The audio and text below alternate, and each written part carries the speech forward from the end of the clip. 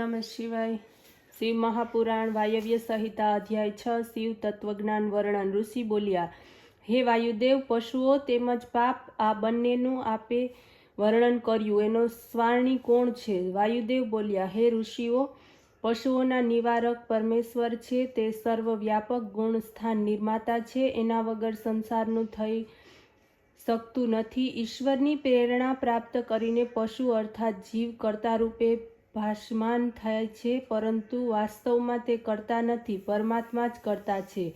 જેમ નેત્ર વગરની વ્યક્તિને કંઈ દેખાતું નથી, તેમ પ્રાણીઓના ઈશ્વર દેખાતા નથી। પ્રાણીઓના દિવ્ય નેત્ર પ્રધાન માયાથી ઢંકાયેલા છે, એથી જ એને ઈશ્વર દર્શન થતું નથી। જ્યારે પશુ, પાશ અને પતિ આ ત્રણેયનું જ્ઞાન જ્યારે પ્રાપ્ત થાય છે, ત્યારે બ્રહ્મ જ્ઞાનને મુક્તિ પ્રાપ્ત થાય છે। સંસાર રૂપી બંધનમાં જકડી લેનાર પરમાત્મા અક્ષર અક્ષરના સંયોગ દ્વારા અવ્યક્તને ધારણ કરે છે, તે જ વિશ્વ વિનાશક છે। ભોગતા, યોગ્ય અને પ્રેરક આ ત્રણેય માનનીય છે।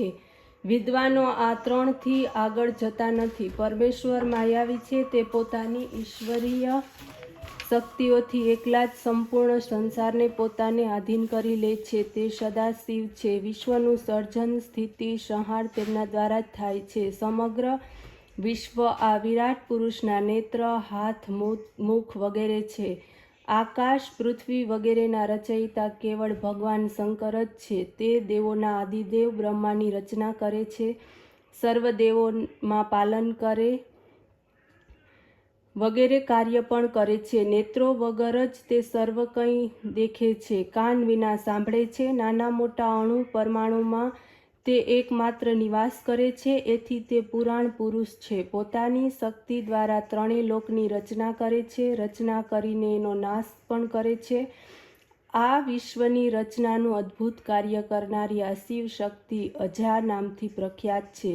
એનો વર્ણ લોહિત, શુક્લ તથા કૃષ્ણ છે। પોતાના સમાન રૂપવાળા બીજાઓ દ્વારા સંસેવિત તથા ઉત્પન્ન કરનારી છે। એની સાથે પુરુષ સૂવે છે, ઉપભોગ કર્યા પછી એનો ત્યાગ પણ કરી દે છે। સંસાર રૂપી વૃક્ષના બે પક્ષીઓ છે, એક જીવાત્મા અને બીજો પરમાત્મા।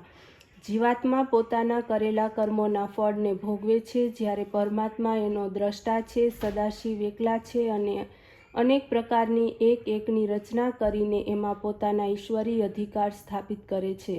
દસે દિશાઓમાં પોતાનું તેજ ફેલાવે છે, તો પણ તે અદ્વિતીય ઉદાસીન બની રહે છે। ગૃહ્યોપનિષદમાં લખ્યું છે કે આ પરબ્રહ્મને તો દેવતા તથા ઋષિઓ જાણે છે। આદિ બ્રહ્માને ઉત્પન્ન કરનાર તથા એ ભાવનાથી પ્રાપ્ત અનિહર ભાવ તથા અભાવ તેમજ કલાના રચનાર છે।